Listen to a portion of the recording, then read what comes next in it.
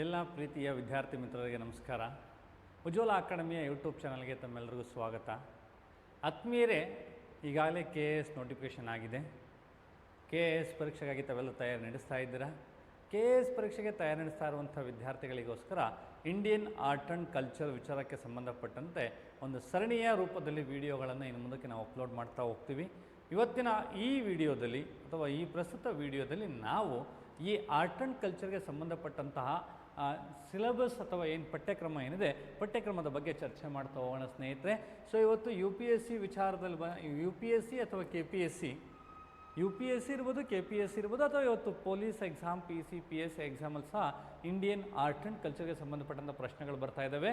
ಇವತ್ತು ಈ art and culture ಯಾವ್ಯಾವ ವಿಚಾರಗಳನ್ನು ಓದಬೇಕು, ಆರ್ಟ್ ಆ್ಯಂಡ್ ಕಲ್ಚರ್ ಅಥವಾ ಕಲೆ ಸಾಹಿತ್ಯ ಮತ್ತು ಸಂಸ್ಕೃತಿಗೆ ಸಂಬಂಧಪಟ್ಟಂತೆ ವಿಷಯಗಳೇನು, ಇದ್ರ ಬಗ್ಗೆ ಹೇಗೆ ಓದಬೇಕು, ಎಲ್ಲಿ ಇನ್ಫಾರ್ಮೇಷನ್ನ ಕಲೆಕ್ಟ್ ಮಾಡಬೇಕು ಅನ್ನುವಂಥದ್ದನ್ನು ನಾವು ಚರ್ಚೆ ಮಾಡ್ತಾ ಹೋಗೋಣ ಸ್ನೇಹಿತರೆ. ಸೊ ಮೊದಲನೇದಾಗಿ ನಾವು ನೋಡೋದಾದರೆ ಏನನ್ನು ನೋಡಬೇಕಾಗುತ್ತೆ ಸಿಲೆಬಸ್ ಅಂತ ವಿಚಾರ ಬಂದಾಗ ನಮಗೆ ಒಂದು ಅಧ್ಯಾಯ ಐತಿಹಾಸಿಕ ಇತಿಹಾಸ ಅಂತ ನಾವು ಹೇಳ್ತಾ ಹೋಗ್ತೀವಿ. ಭಾರತದ ಪ್ರಾಗೈತಿಹಾಸಿಕ ಇತಿಹಾಸ ಅಂತೇಳಿ.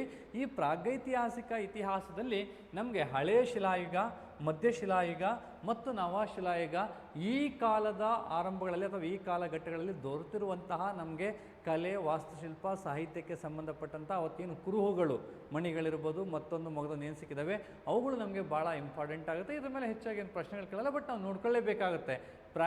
ಐತಿಹಾಸಿಕ ಇತಿಹಾಸವನ್ನು ನಾವು ಓದ್ಕೊಳ್ಬೇಕಾಗತ್ತೆ. ಇಲ್ಲಿ ಸಿಗುವಂಥ ಒಂದಷ್ಟು ಇಂಪಾರ್ಟೆಂಟ್ ವಿಚಾರಗಳನ್ನು ತಾವು ನೋಡ್ಕೋಬೇಕಾಗತ್ತೆ.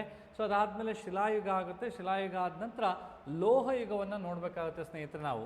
ರೈಟ್. ಸೊ ನಾವು ಯಾವುದ್ಯಾವುದು ವಿಚಾರಗಳನ್ನು ನೋಡಬೇಕು ಅಂತಂದಾಗ ಇಲ್ಲಿ ಈ ಭಾರತದ ಪ್ರಾಗೈತಿಹಾಸಿಕ ಇತಿಹಾಸದಲ್ಲಿ ಶಿಲಾಯುಗಕ್ಕೆ ಸಂಬಂಧಪಟ್ಟಂತಹ ವಿಚಾರವನ್ನು ನೋಡ್ಕೋಬೇಕಾಗುತ್ತೆ. ಸೊ ಅದಾದ ನಂತರ ಲೋಹಯುಗಕ್ಕೆ ಸಂಬಂಧಪಟ್ಟಂಥ ವಿಚಾರ ನೋಡ್ಕೋಬೇಕಾಗುತ್ತೆ. ಈ ಲೋಹಯುಗದಲ್ಲಿ ತಾಮ್ರಯುಗ ಮತ್ತು ಕಬ್ಬಿಣದ ಯುಗಗಳನ್ನು ನೋಡ್ಕೋಬೇಕಾಗುತ್ತೆ. ತಾಮ್ರಯುಗಕ್ಕೆ ಸಂಬಂಧಪಟ್ಟಂಥ ಕುರುಹುಗಳು ಎಲ್ಲಿ ಸಿಕ್ಕಿದ್ದಾವೆ, ಯಾವ ಜಾಗದಲ್ಲಿ ಸಿಕ್ಕಿದ್ದಾವೆ, ಏನು ಸಿಕ್ಕಿದ್ದಾವೆ, ಕರ್ನಾಟಕದಲ್ಲಿ ಎಲ್ಲೆಲ್ಲಿ ಸಿಕ್ಕಿದೆ, ಭಾರತದ ಇತರೆ ಯಾವ ಪ್ರದೇಶದಲ್ಲಿ ಸಿಕ್ಕಿದೆ, ಅವರ ಆವತ್ತಿನ ಕಾಲದ ಜೀವನ ಶೈಲಿ ಹೇಗಿತ್ತು ಅನ್ನುವಂಥಷ್ಟು ವಿಚಾರಗಳನ್ನು ತಾವು ನೋಡ್ಕೋಬೇಕಾಗುತ್ತೆ. ಅದಾದ ನಂತರ ನಮಗೆ ಬಹಳ ಮುಖ್ಯವಾಗಿ ಸಿಂಧೂ ನಾಗರಿಕತೆಗೆ ಸಂಬಂಧಪಟ್ಟಂಥದ್ದು. ಇದು ಖಂಡಿತವಾಗಲೂ ನಮ್ಮ ಕಾಂಪಿಟೇಟಿವ್ ಎಕ್ಸಾಮ್ಗೆ ಇಂಪಾರ್ಟೆಂಟ್ ಆಗುತ್ತೆ. ಸಿಂಧೂ ನಾಗರಿಕತೆಯ ವಿಚಾರದಲ್ಲಿ ನಾವು ಸಿಂಧೂ ನಾಗರಿಕತೆಗೆ ಸಂಬಂಧಪಟ್ಟಂಥ ಪ್ರಮುಖ ಸ್ಥಳಗಳು, ನಿವೇಶನಗಳು, ಅವರ ಜೀವನ ಶೈಲಿ ಹೇಗಿತ್ತು, ಮತ್ತು ಅವರ ಆ ನಾಗರಿಕತೆಯ ಸಂದರ್ಭದಲ್ಲಿ ನಮ್ಗೆ ಸಿಕ್ಕಿರುವಂಥ ಕುರುಹುಗಳೇನು, ಅದರಲ್ಲಿ ಯಾವ್ದಾವ್ದು ಸಿಕ್ಕಿದೆ. ಉದಾಹರಣೆ ನಾವು ಹೇಳ್ತಾ ಹೋಗ್ತೀವಿ, ನೃತ್ಯ ಮಾಡುವಂಥ ಒಂದು ಕಂಚಿನ ಪ್ರತಿಮೆ ಇರ್ಬೋದು, ಅಥವಾ ಕಲ್ಲಿಂದ ಕೆತ್ತಿರುವಂಥ ಒಂದು ದೇಹದ ಬಾಡಿ ಇರ್ಬೋದು, ಮಣಿಗಳಿರ್ಬೋದು, ಬೇರೆ ಬೇರೆ ಒಂದಷ್ಟು ಕಲೆ, ಸಾಹಿತ್ಯ ಮತ್ತು ಅವರ ಜೀವನ ಶೈಲಿ ಹೇಗಿತ್ತು, ಅವರ ಪರಂಪರೆ ಹೇಗಿತ್ತು ಅನ್ನುವಂಥ ವಿಚಾರಗಳನ್ನು ನಾವು ತಿಳ್ಕೊಬೇಕಾಗುತ್ತೆ. ಅದು ಸಿಂಧೂ ನದಿ ನಾಗರಿಕತೆಯ ಬಯಲು ಅನ್ನುವಂಥದ್ದು. ಸರ್ ಇದನ್ನು ಹಿಸ್ಟ್ರಿನಲ್ಲಿ ಬರುತ್ತಲ್ವ ಸರ್? ಖಂಡಿತವಾಗಲೂ ತಾವು ಹಿಸ್ಟ್ರಿನಲ್ಲಿ ಓದ್ಕೋಬೋದು, ಇದು ಇತಿಹಾಸದಲ್ಲೂ ಬರುತ್ತೆ. ಸೊ ಇಲ್ಲಿ ಆರ್ಟ್ ಆ್ಯಂಡ್ ಕಲ್ಚರ್ ಅಂತ ಟಾಪಿಕಲ್ಲೂ ಕೂಡ ಬರುತ್ತೆ. ಆರ್ಟ್ ಆ್ಯಂಡ್ ಕಲ್ಚರ್ ಅಂತ ವಿಚಾರ ಬಂದಾಗ ಇತಿಹಾಸದ ಜೊತೆಗೇ ಹೋಗುವಂಥದ್ದೇ art and culture. Art and ಕಲ್ಚರ್ಗೇನು ಸಪ್ರೇಟ್ ಏನಿಲ್ಲ. ಸೊ ಬಟ್ ಏನಾದರೂ ನಾವು ಈ ನಮ್ಮ ಕಾಂಪಿಟೇಟಿವ್ ಎಕ್ಸಾಮ್ ಪಾಯಿಂಟ್ ಆಫ್ ವ್ಯೂಗೆ ಅನುಕೂಲ ಆಗಬೇಕು ಅನ್ನುವಂಥ ನಿಟ್ಟಿನಲ್ಲಿ ಈ ಆರ್ಟ್ ಆ್ಯಂಡ್ ಕಲ್ಚರ್ ತಗೋತಾ ಹೋಗ್ತೀವಿ. ಹಾಗಾಗಿ ಅಷ್ಟು ವಿಚಾರಗಳಾದಮೇಲೆ ವೈದಿಕ ಸಂಸ್ಕೃತಿ ಅಂತ ಬರುತ್ತೆ, ಅಥವಾ ವೇದಗಳ ಕಾಲ ಅನ್ನುವಂಥದ್ದು ಬರುತ್ತೆ. ಇದು ಭಾಳ ಇಂಪಾರ್ಟೆಂಟ್ ಆಗುತ್ತೆ ಸ್ನೇಹಿತರೆ ನಮಗೆ. ರೈಟ್. ಸೊ ಇದರಲ್ಲಿ ನಾವು ಆರ್ಯರ ನಾಗರಿಕತೆ ನೋಡ್ಕೋಬೇಕಾಗುತ್ತೆ, ಪೂರ್ವ ವೇದಗಳ ಕಾಲ ನೋಡ್ಕೋಬೇಕಾಗುತ್ತೆ, ಉತ್ತರ ವೇದ ಕಾಲಗಳು ನೋಡ್ಕೋಬೇಕಾಗುತ್ತೆ, ಉಪವೇದಗಳ ಬಗ್ಗೆ ನಾವು ನೋಡ್ಕೋಬೇಕಾಗುತ್ತೆ, ಬ್ರಾಹ್ಮಣಕಗಳು, ಅರಣ್ಯಕಗಳು, ಉಪನಿಷತ್ತುಗಳು, ಮಹಾಕಾವ್ಯಗಳು, ಸೂತ್ರಗಳು ಮತ್ತು ಸ್ಮೃತಿಗಳ ಬಗ್ಗೆ ನಾವು ನೋಡ್ಕೋಬೇಕಾಗುತ್ತೆ ಸ್ನೇಹಿತರೆ. ಇವುಗಳ ಮೇಲೆ ಇಲ್ಲೊಂದು ಪ್ರಶ್ನೆಗಳು ಬರ್ತಾ ಹೋಗ್ತವೆ. ಸೊ ಇದಾದ ನಂತರ ತಾವು ಮುಂದಕ್ಕೆ ನೋಡಬೇಕಾಗಿರುವಂಥದ್ದು ರೈಟ್ ವೈದಿಕ ಸಂಸ್ಕೃತಿ ಆಯಿತು. ಅದಾದ ನಂತರ ನಾವು ನೋಡಬೇಕಾಗಿರುವಂಥ ವಿಚಾರ ಹೊಸ ಧರ್ಮಗಳ ಉದಯ ಅನ್ನುವಂಥದ್ದು ಹೇಳ್ತಾ ಹೋಗ್ತೀವಿ. ಇಲ್ಲಿ ಜೈನ ಧರ್ಮ ಬರುತ್ತೆ, ಬೌದ್ಧ ಧರ್ಮ ಬರುತ್ತೆ, ಮಹಾಜನಪದಗಳು ಕೂಡ ಬರ್ತವೆ. ಯೂಶಲಿ ನಮಗೆ ಈ ಮಹಾಜನಪದವನ್ನು ನಾವು ಇತಿಹಾಸದಲ್ಲಿ ಓದ್ತೀವಿ, ಜೈನ ಧರ್ಮವನ್ನು ಇತಿಹಾಸದಲ್ಲಿ ಓದ್ತೀವಿ, ಬೌದ್ಧ ಧರ್ಮವನ್ನು ಇತಿಹಾಸದಲ್ಲಿ ಓದ್ತೀವಿ. ಸೊ ಹಾಗಾಗಿ ಈ ಮೊದಲ 3 ಅಧ್ಯಾಯಗಳು ಸಂಪೂರ್ಣವಾಗಿ ಇತಿಹಾಸದಲ್ಲೇ ಇರುತ್ತೆ. ನೀವು ಯಾವುದೇ ಪ್ರಾಚೀನ ಭಾರತ ಇತಿಹಾಸದ ಪುಸ್ತಕಗಳನ್ನ ಓದಿದಾಗ ನಿಮಗೆ ಈ ಎಲ್ಲ ಮಾಹಿತಿ ಕೂಡ ಅದರಲ್ಲಿ ಸಿಗುತ್ತೆ ಅನ್ನುವಂಥದ್ದು, ಅದರಲ್ಲಿ ತಪ್ಪೇನಿಲ್ಲ. ಆದರೆ ನಮಗೆ ಬಹಳ ಪ್ರಮುಖವಾಗಿ ಬೇಕಾಗಿರುವಂಥದ್ದು ರೈಟ್ಸ್ ಭಾರತದಲ್ಲಿ ದೇವಾಲಯದ ವಾಸ್ತುಶಿಲ್ಪ ಅನ್ನೋದ್ರ ಬಗ್ಗೆ ಅಧ್ಯಯನ ಮಾಡಬೇಕಾಗುತ್ತೆ. ಇದು ನಮಗೆ competitive exam point of view ಭಾಳ ಇಂಪಾರ್ಟೆಂಟ್ ಆಗುತ್ತೆ ಸ್ನೇಹಿತರೆ. ಸೊ ಈ ದೇವಾಲಯಗಳ ವಾಸ್ತುಶಿಲ್ಪ ಇತ್ತೀಚಿನ ನಮ್ಮೆಲ್ಲ ಕಾಂಪಿಟೇಟಿವ್ ಎಕ್ಸಾಮಲ್ಲಿ ಸ್ಪರ್ಧಾತ್ಮಕ ಪರೀಕ್ಷೆಗಳ ಮೇಲೆ ಇದ್ರ ಮೇಲೆ ಪ್ರಶ್ನೆಗಳು ಹೆಚ್ಚಾಗಿ ಕೇಳಿ ಬರ್ತಾ ಇದೆ. ಆದರೆ ಈ ವಾಸ್ತುಶಿಲ್ಪಕ್ಕೆ ಸಂಬಂಧಪಟ್ಟಂತೆ ಒಂದು ಒಳ್ಳೆಯ ಉತ್ತಮವಾದಂಥ ಪುಸ್ತಕ ಯಾವುದು ಅನ್ನುವಂಥದ್ದು ಸಾಕಷ್ಟು ಜನರಿಗೆ ಕಾಡ್ತಾ ಇರುತ್ತೆ. ಸೊ ಕನ್ನಡದಲ್ಲಿ ಯಾರೂ ಕೂಡ ಮಾಡಿರಲಿಲ್ಲ. ಆ್ಯಕ್ಚುಲಿ ಈ KPSCಗೋಸ್ಕರ ಅಥವಾ ಸ್ಪರ್ಧಾತ್ಮಕ ಪರೀಕ್ಷೆಗೋಸ್ಕರ ಆರ್ಟ್ ಆ್ಯಂಡ್ ಕಲ್ಚರ್ ಅಥವಾ ಕಲೆ, ಸಾಹಿತ್ಯ ಮತ್ತು ಸಂಸ್ಕೃತಿ ಅಥವಾ ಏನು ಹೇಳ್ತೀವಿ ನಾವು, ರೈಟ್, ಕಲೆ, ಸಾಹಿತ್ಯ, ಸಂಸ್ಕೃತಿ, ಸೊ ಇವುಗಳಿಗೆ ಸಂಬಂಧಪಟ್ಟಂತೆ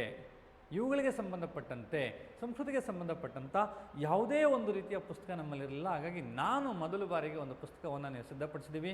ಈಗ ಮಾರ್ಕೆಟಲ್ಲಿ ಸಿಗ್ತಾ ಇದೆ. ನಾನೇ ಬರೆದಿರುವಂಥ ಒಂದು ಪುಸ್ತಕ ಇದೆ. ದಯವಿಟ್ಟು ತಾವೆಲ್ಲ ಕೂಡ ಅದನ್ನು ಪರ್ಚೇಸ್ ಮಾಡ್ಕೋಬೋದು.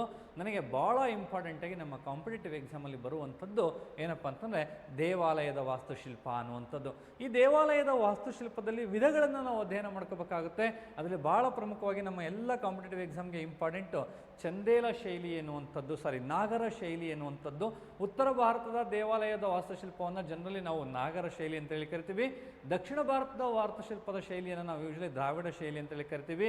ನಮ್ಮ ಕರ್ನಾಟಕದ ಕೆಲವು ಭಾಗಗಳಲ್ಲಿ ದಕ್ಷಿಣ ಮತ್ತು ಉತ್ತರ ಭಾರತದ ಮಿಶ್ರಣ ಒಂದು ಸಿಕ್ಕಿದೆ, ಅದು ವೇಸರ ವಾಸ್ತುಶಿಲ್ಪ ಅನ್ನುವಂಥದ್ದು. ನಮಗೆ competitive exam point of view ನೋಡೋದಾದರೆ ಈ ಮೂರು ವಾಸ್ತುಶಿಲ್ಪಗಳು ಬಹಳ ಮುಖ್ಯ ಆಗುತ್ತೆ ಸ್ನೇಹಿತರೆ. ಯಾವುದ್ಯಾವುದು ನನಗೆ ಇಂಪಾರ್ಟೆಂಟ್ ಅಂತಂದರೆ ನಾಗರ, ದ್ರಾವಿಡ, ವೇಸರ ಅನ್ನುವಂಥದ್ದು. ಈ ನಾಗರದಲ್ಲಿ ನಮಗೆ ಉಪಶೈಲಿಗಳು ಬರ್ತವೆ. ಒಡಿಶಾ ಶೈಲಿ ಬಗ್ಗೆ ಓದ್ಕೋಬೇಕಾಗುತ್ತೆ. ಅದಾದ ನಂತರ ಕಳಿಂಗ, ಒಡಿಸ್ಸಾದೇ ನಾವು ಕಳಿಂಗ ಅಂತೇಳಿ ಕರಿತೀವಿ. ಚಂದೇಲ ಶೈಲಿ ಅನ್ನುವಂಥದ್ರ ಬಗ್ಗೆ ಅಧ್ಯಯನ ಮಾಡ್ಕೋಬೇಕಾಗುತ್ತೆ. ಸೋಲಂಕಿ ಶೈಲಿಯನ್ನು ಅಧ್ಯಯನ ಮಾಡ್ಕೋಬೇಕಾಗುತ್ತೆ ಸ್ನೇಹಿತರೆ. ಅದಾದಮೇಲೆ ನಮಗೆ ದ್ರಾವಿಡಗೆ ಹೋಗೋದಕ್ಕೆ ಮುಂಚೆ ಪಲ್ಲವ ವಾಸ್ತುಶಿಲ್ಪ ಕೂಡ ನಮಗೆ ಇಂಪಾರ್ಟೆಂಟ್ ಆಗುತ್ತೆ. ಯೂಶಲಿ ಕೆಲವು ಪುಸ್ತಕಗಳಲ್ಲಿ ಕೆಲವು ಕಡೆ ಪಲ್ಲವರು ಮತ್ತು ಚೋಳರ ಕಾಲದ ಎರಡನ್ನೂ ಸೇರಿಸಿ ದ್ರಾವಿಡ ವಾಸ್ತುಶಿಲ್ಪ ಅಂತೇಳಿ ಕರಿತೀವಿ. ಆದರೆ ಸಾಮಾನ್ಯವಾಗಿ ನಮ್ಮಲ್ಲಿ ಇಲ್ಲಿ ಕೆಲವು ಕಡೆ ಏನಾಗುತ್ತೆ, ಪಲ್ಲವನೇ ಸಪ್ರೇಟು, ಪಲ್ಲವರ ನಂತರ ಚೋಳರು ಏನು ಬರುತ್ತೆ, ಚೋಳರ ಕಾಲದಲ್ಲಿ ಬಂದದ್ದನ್ನು ನಾವು ದ್ರಾವಿಡ ಶೈಲಿ ಅಂತೇಳಿ ಕರಿತೀವಿ ಅನ್ನುವಂಥದ್ದನ್ನ ಹೇಳ್ತಾ ಹೋಗ್ತೀವಿ. ಈಗ ಆಲ್ರೆಡಿ ನಮಗೆ ಈ ಮೂರು ಇಂಪಾರ್ಟೆಂಟ್ ಆಗುತ್ತೆ. ವೇಸರ ಶೈಲಿ ಆಗುತ್ತೆ. ಈ ವೇಸರ ಶೈಲಿಯನ್ನು ಅಳವಡಿಸ್ಕೊಂಡಂಥ ಪ್ರಮುಖ ರಾಜಮಂತ್ರಗಳಂತಂದಾಗ ಬಾದಾಮಿ ಚಾಲುಕ್ಯರು, ಆಮೇಲೆ ರಾಷ್ಟ್ರಕೂಟರು, ಹೊಯ್ಸಳರು, ವಿಜಯನಗರ ವಾಸ್ತುಶಿಲ್ಪ. ಸೊ ಇದನ್ನು ಈ ವೇಸರ ಶೈಲಿಯಲ್ಲಿ ಬರುವಂಥ ಉಪಶೈಲಿಗಳು ಅಂತ ಕೂಡ ಕರೀತಾರೆ. ಕೆಲವೊಂದು ಸಲ ಇವು ತಮ್ಮದೇ ಆದಂಥ ಸ್ವತಂತ್ರ ಶೈಲಿಗಳು ಅಂತೇಳಿ ಕರೀತಾರೆ. ಅಥವಾ ಕೆಲವು ವಿದ್ವಾಂಸರು ಎಲ್ಲವನ್ನ ಒಟ್ಟಿಗೆ ಸೇರಿಸಿ ದ್ರಾವಿಡ ಶೈಲಿ ಅಂತ ಕೂಡ ಕರೀತಾರೆ. ಹಾಗಾಗಿ ಪ್ರಮುಖವಾಗಿ ನಾವು ದೇವಾಲಯದ ವಾಸ್ತುಶಿಲ್ಪದ ಬಗ್ಗೆ ನಾವು ಅಧ್ಯಯನ ಮಾಡ್ಕೋಬೇಕಾಗುತ್ತೆ. ನಾಗರ, ದ್ರಾವಿಡ, ವೇಸರ ಶೈಲಿಗಳ ಬಗ್ಗೆ ಓದಬೇಕಾಗುತ್ತೆ ಸ್ನೇಹಿತರೆ.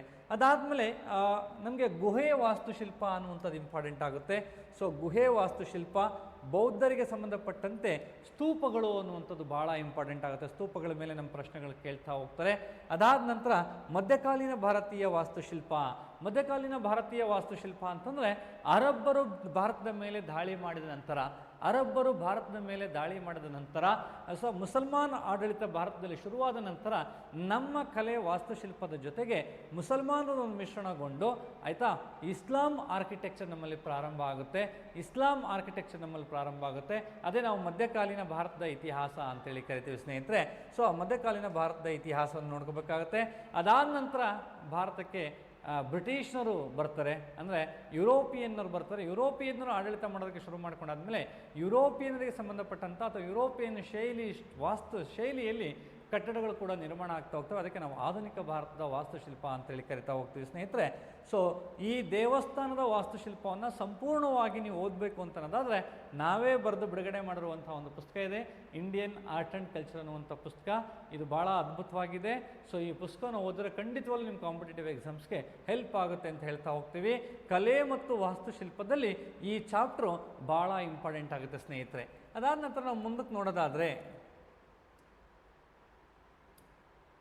ಸೊ ಅದನ್ನು ಶಿಲ್ಪಕಲೆಯನ್ನು ನೋಡಬೇಕಾಗುತ್ತೆ. ಭಾರತೀಯ ಶಿಲ್ಪಕಲೆ ಅಥವಾ ಸ್ಕಲ್ಪ್ಚರ್ ಅನ್ನುವಂಥದ್ದು. ಸೊ ವಾಸ್ತುಶಿಲ್ಪ ಮತ್ತು ಶಿಲ್ಪಕಲೆ ಬೇರೆ ಬೇರೆ ಏನಲ್ಲ. ಸೊ ವಾಸ್ತುಶಿಲ್ಪ ಅಂದರೆ ಕಟ್ಟಡಗಳನ್ನ ಕಟ್ಟುವಂಥದ್ದು, ನಿರ್ಮಾಣ ಮಾಡುವಂಥದ್ದು. ಶಿಲ್ಪಗಳು ಅಂತಂದರೆ ಆ ದೇವಸ್ಥಾನದ ಒಳಗಡೆ ಇರುವಂಥ ಮೂರ್ತಿಗಳು ಮತ್ತು ಹೊರಭಾಗದಲ್ಲಿರುವಂಥ ಮೂರ್ತಿಗಳನ್ನು ಕೆತ್ತನೆ ಮಾಡುವಂಥದ್ದಿಲ್ವ, ಅದಕ್ಕೆ ನಾವು ಶಿಲ್ಪಗಳು ಅಂತೇಳಿ ಕರಿತೀವಿ. ಅದನ್ನು ಶಿಲ್ಪಕಲೆ ಅಂತೇಳಿ ಕರಿತೀವಿ. ಆ ಶಿಲ್ಪಕಲೆಗೆ ಸಂಬಂಧಪಟ್ಟಂತೆ ನಾವು ನೋಡ್ಕೋಬೇಕಾಗುತ್ತೆ. ಇದು ಭಾಳ ಇಂಪಾರ್ಟೆಂಟು. ಸಿಂಧೂ ನಾಗರಿಕತೆಗೆ ಸಂಬಂಧಪಟ್ಟಂಥ ಶಿಲ್ಪಕಲೆ, ಮೌರ್ಯ ಸಾಮ್ರಾಜ್ಯದ ಶಿಲ್ಪಗಳು, ಕುಶಾನರ ಕಾಲದಲ್ಲಿ ಬಂದಂಥ ಶಿಲ್ಪಗಳು, ಅಂದರೆ ಹಂತವಾಗಿ ಶಿಲ್ಪಗಳು ಏನಾಗಿ ಬದಲಾಗ್ತಾ ಹೋದವು ಅನ್ನುವಂಥದ್ದನ್ನ ಅಧ್ಯಯನ ಮಾಡಬೇಕಾಗುತ್ತೆ. ಅಮರಾವತಿ ಶೈಲಿ, ಗುಪ್ತ ಸಾಮ್ರಾಜ್ಯದ ಶೈಲಿ, ಚಾಲುಕ್ಯರ ಶೈಲಿ, ರಾಷ್ಟ್ರಕೂಟರ ಶೈಲಿ ಆಯಿತಾ, ಆಮೇಲೆ ಹೊಯ್ಸಳರ ಶಿಲ್ಪಗಳು, ಇವುಗಳ ಬಗ್ಗೆ ತಾವು ತಿಳ್ಕೊಬೇಕಾಗುತ್ತೆ ಸ್ನೇಹಿತರೆ. ಇದಾದ ನಂತರ ಸೊ ವಿಜಯನಗರ ಸಾಮ್ರಾಜ್ಯ ಮತ್ತು ಚೋಳರ ಸಾಮ್ರಾಜ್ಯ, ಪಲ್ಲವ ಸಾಮ್ರಾಜ್ಯದವರೆಗೂ ಶಿಲ್ಪಕಲೆ ಹೇಗಿತ್ತು ಅನ್ನುವಂಥದ್ದು, ಆಮೇಲೆ ದೆಹಲಿ ಸುಲ್ತಾನರು ಮತ್ತು ನಂತರ ಬಂದ ಮೇಲೆ ಶಿಲ್ಪಕಲೆಗೆ ಏನು ಬದಲಾವಣೆ ಆಯಿತು ಅನ್ನುವಂಥದ್ದನ್ನ ಹಂತ ಹಂತವಾಗಿ ತಾವು ನೋಡ್ಕೋಬೇಕಾಗುತ್ತೆ. ಸೊ ನಮಗೆ ಭಾಳ ಇಂಪಾರ್ಟೆಂಟು KS ಪ್ರಿಲಿಮ್ಸ್ ಮತ್ತು ಮೈನ್ಸ್ ದೃಷ್ಟಿಯಿಂದ ನೋಡೋದಾದರೆ ದೇವಾಲಯದ ವಾಸ್ತುಶಿಲ್ಪ ಮತ್ತು ಶಿಲ್ಪಕಲೆ ಅನ್ನುವಂಥ 2 ಚಾಪ್ಟ್ರು ಭಾಳ ಇಂಪಾರ್ಟೆಂಟ್ ಆಗುತ್ತೆ ಸ್ನೇಹಿತರೆ. ಸೊ ಇನ್ನು ಉಳಿದಂತೆ ನೋಡೋದಾದರೆ ಭಾರತೀಯ ವರ್ಣಚಿತ್ರಗಳು ಅನ್ನುವಂಥದ್ದು ಬರುತ್ತೆ, ಪೇಂಟಿಂಗ್ಸ್ ಅನ್ನುವಂಥದ್ದು. ಇದು ನಮಗೆ KS ಪ್ರಿಲಿಮ್ಸ್ ಮತ್ತು ಮೈನ್ಸ್ ದೃಷ್ಟಿಯಿಂದ ಇಂಪಾರ್ಟೆಂಟ್ ಆಗಿರುವಂಥ ಚಾಪ್ಟರು.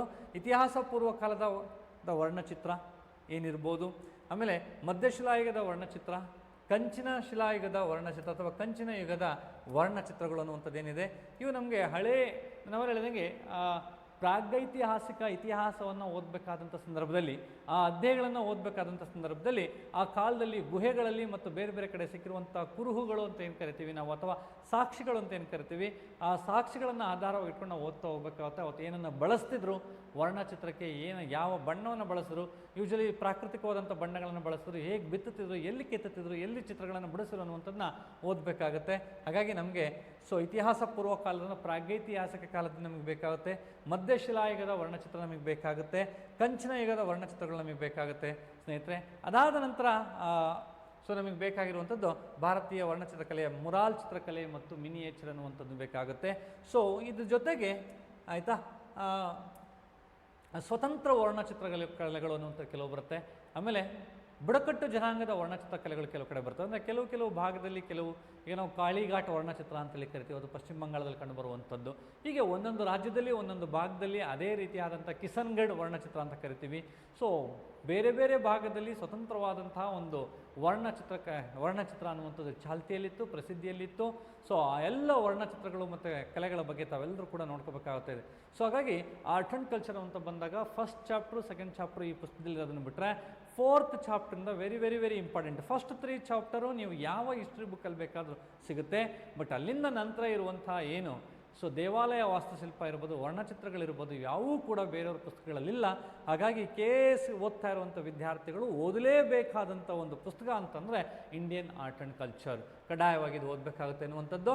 ಅದಾದ ನಂತರ ನಮಗೆ ನೆಕ್ಸ್ಟ್ ಚಾಪ್ಟರ್ ಬೇಕಾಗುತ್ತೆ, ಏನನ್ನು ಓದಬೇಕು ಅನ್ನುವಂಥ ವಿಚಾರ ನಾವು ನೋಡೋದಾದರೆ ನೃತ್ಯ ಪ್ರಕಾರಗಳ ಬಗ್ಗೆ ಅಧ್ಯಯನ ಮಾಡಬೇಕಾಗುತ್ತೆ.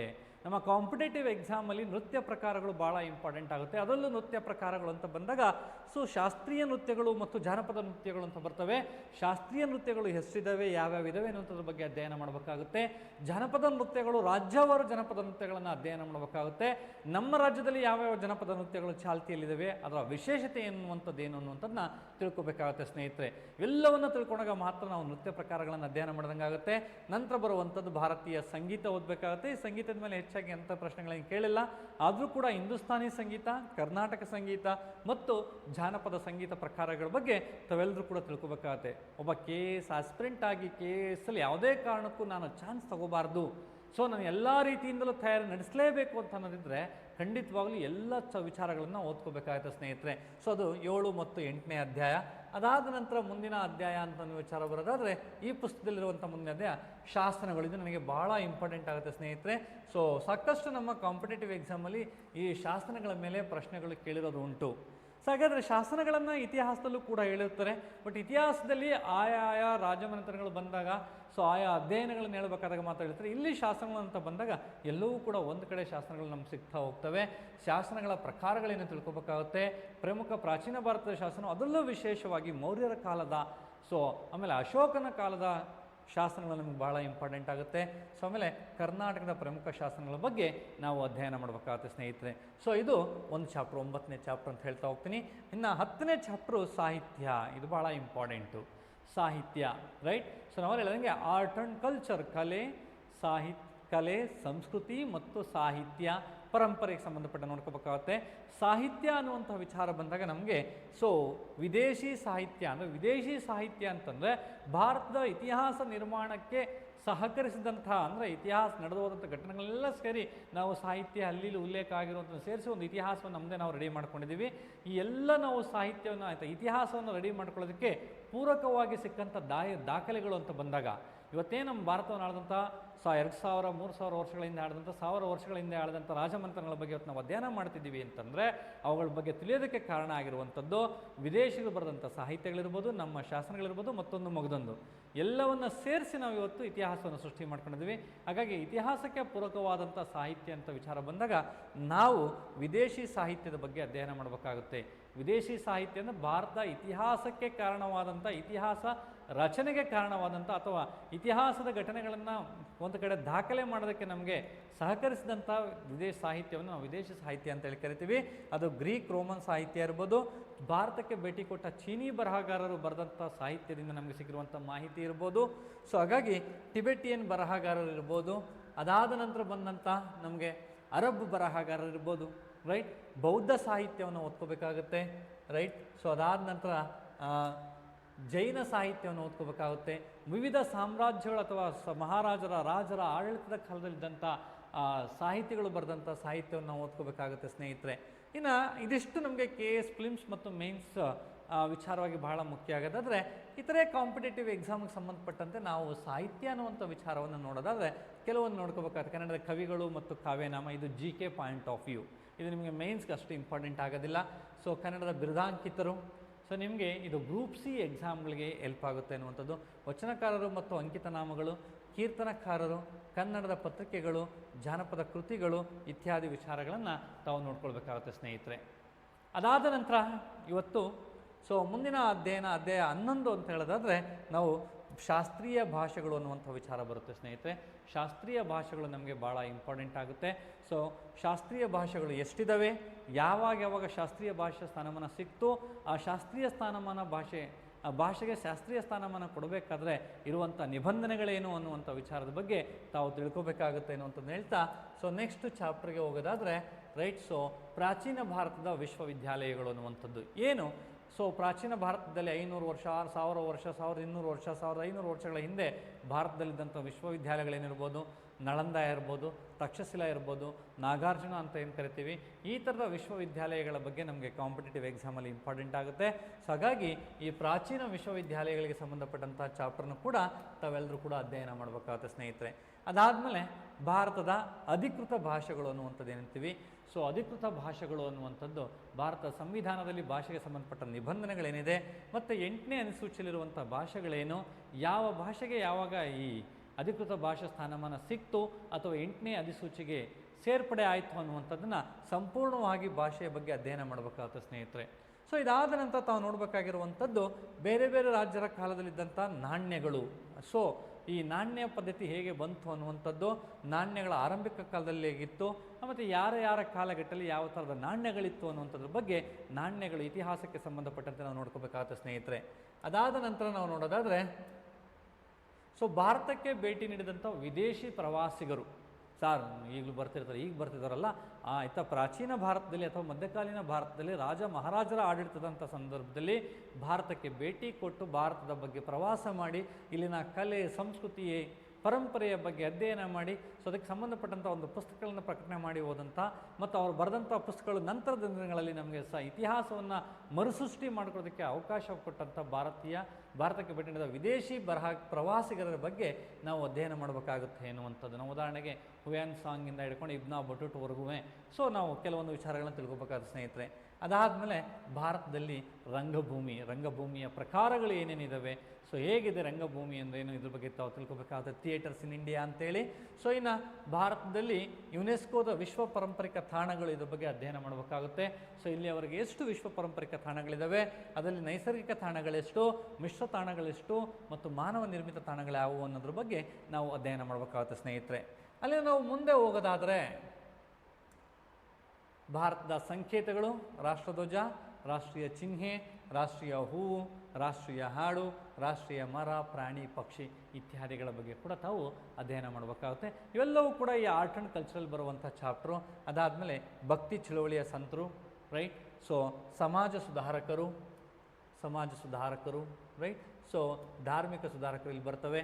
ಭಾರತದಲ್ಲಿ ಆಚರಿಸುವಂತಹ ಪ್ರಮುಖ ಹಬ್ಬಗಳು, ಉತ್ಸವಗಳು, ವಿವಿಧ ಭಾಗಗಳಲ್ಲಿ ವಿವಿಧ ಪ್ರದೇಶದಲ್ಲಿ ಆಚರಿಸುವಂಥ ಹೊಸ ವರ್ಷಗಳು ಮತ್ತು ಸಮರ ಕಲೆಗಳ ಬಗ್ಗೆ ತಾವು ಅಧ್ಯಯನ ಮಾಡ್ಕೋಬೇಕಾಗುತ್ತೆ.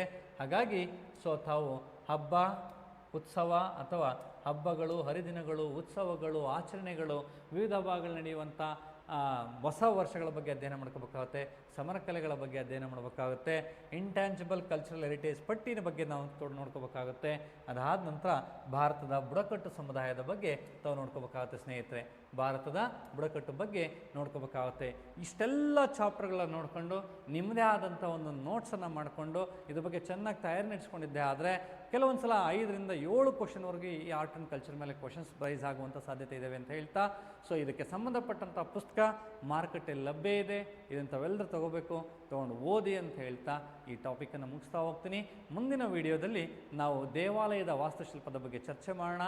ಸೊ ದಯವಿಟ್ಟು ಎಲ್ಲರೂ ಕೂಡ ಈ ಕೂಡಲೇ ಉಜ್ವಲ ಅಕಾಡೆಮಿಯ ಯೂಟ್ಯೂಬ್ ಚಾನಲ್ಗೆ ಸಬ್ಸ್ಕ್ರೈಬ್ ಆಗಿ ಹಾಗೂ ಇತರೆ ನಿಮ್ಮ ಸ್ನೇಹಿತರನ್ನು ಕೂಡ ಸಬ್ಸ್ಕ್ರೈಬ್ ಆಗಲು ತಿಳಿಸಿ ಅಂತ ಹೇಳ್ತಾ ವಿಡಿಯೋನ ಮುಗಿಸ್ತಾ ಹೋಗ್ತೀನಿ. ಧನ್ಯವಾದಗಳು.